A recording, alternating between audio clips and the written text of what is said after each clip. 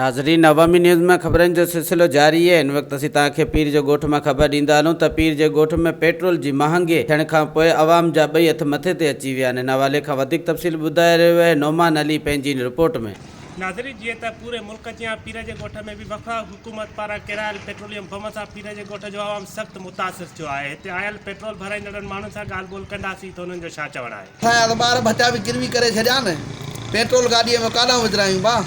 अटो 60 रुपए किलो, घी 200 रुपया किलो, खंडु महांगी, हर शइ महांगी, ॿियो छा कयूं। हुकूमत खे इहा अपील था कयूं ॿार सस्ता पिया करे। ग़रीब माण्हू जेको 400-500 रुपया कमाए थो त उहो काॾों पेट पालींदो। अटो वठे, घी वठे, सब्जी वठे, खीर वठे, छा वठे, तेल सां मुंहुं ॾे ऐं कंहिंसां मुंहुं ॾे। वरी हाणे त इहो बंदनि तां बि लॾाइनि था।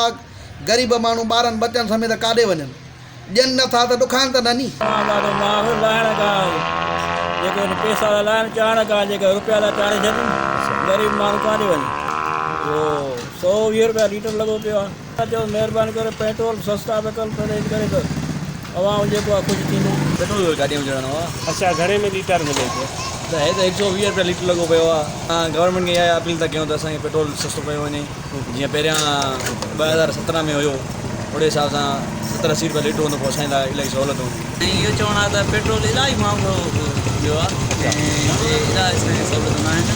जो पेट्रोल इलाही माना महांगो लॻो पियो। हुकूमत खां कहिड़ी अपील कयो? हुकूमत खे इहा ई अपील आहे त असांखे पेट्रोल सस्तो ॾिनो वञे, जीअं असां गाॾियुनि में तेल भराए सघूं हिन वजह सां।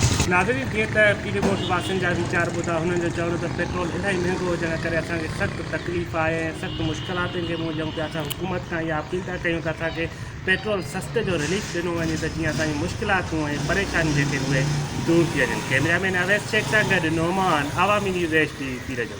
वधीक ख़बरनि ऐं तफ़सील जे लाइ विज़िट कयो असांजी वेबसाइट awamiNewsHD.com ऐं ॾिसंदा रहो अवामी न्यूज़